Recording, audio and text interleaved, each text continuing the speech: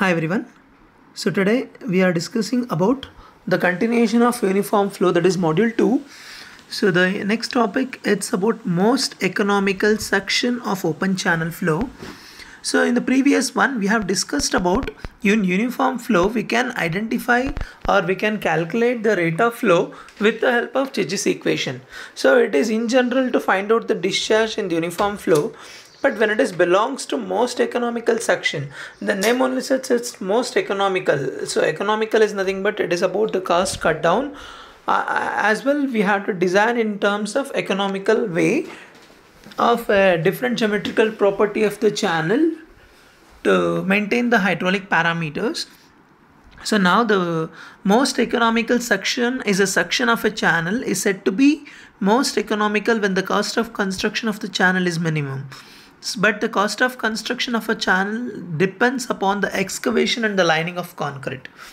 So now to keep the cost cut down or the minimum, the wetted perimeter should be minimum, because we know that wetted perimeter is where the water which is going to touch all the surfaces. So when it is going to touch the surface, what we are doing, the excavation part as well as the filling and the lining part should be minimum. So to get to know it should be the minimum, then again that will mainly affects on the discharge. So when the discharge should be minimum, then the perimeter is minimum, then we can design economical section. This condition is utilized for determining the dimensions of an economical section of different forms of channels.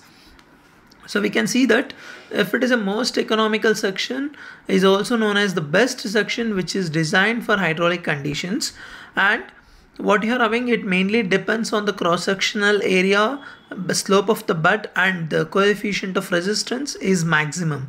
But the discharges given by in an open channel flow, we'll use the Cheggy's formula, that is Q is equal to AC into square root of Mi.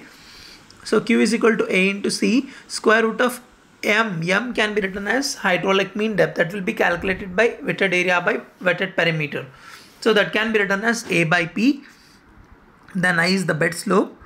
For a given area I and C, the above equation can be written as Q is equal to K into square root of 1 by P.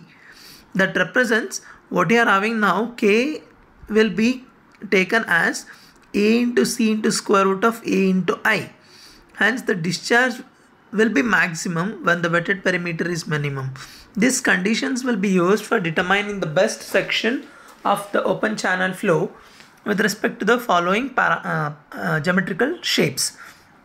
That is, the condition is to be considered when the most economical section of the following geometrical properties of the channel are: the first one, rectangular channel; second one, trapezoidal channel; and third one is circular channel. So let us start with the first one, most economical rectangular channel. If you are saying the rectangular channel is to be most economical one, we can see the sketch. So the rectangular cross section, the width is B and the depth is D. The condition for the most economical section is that for the given area, the perimeter should be minimum. So consider a rectangular channel which is having the area is B into D, that is width into depth, or you can say L into B, it is the same length into breadth. Next is perimeter. So perimeter is B plus D plus D, that can be written as B plus 2D. So now according to the width from the area, so we know area is B into D. If you want to express B in terms of D, then we can write that B is equal to A by D. Substitute the value of B in the equation 2. Equation 1 is the area, equation 2 is the perimeter. So if you just substitute equation 1, that is B is equal to A by D, in the equation 2, that is the perimeter, so then you'll get P is equal to, instead of B, it is A by D plus 2D.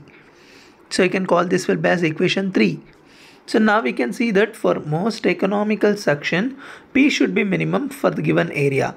Then we should differentiate the perimeter with respect to the depth of the channel. That is dP by dd is equal to 0. So differentiating the equation 3 with respect to D and equating to the same to 0, then we'll get dP by dd will be as d by dd into P will be as A by D plus 2D is equal to 0. Then if you differentiate the perimeter, what you'll get in the equation 3, A by D plus 2D as minus A by D square plus 2. Or you can see here minus A by D square is equal to minus 2, or minus minus will get cancelled. A is equal to 2D square. Then we know that from the equation 1 the area is B into D.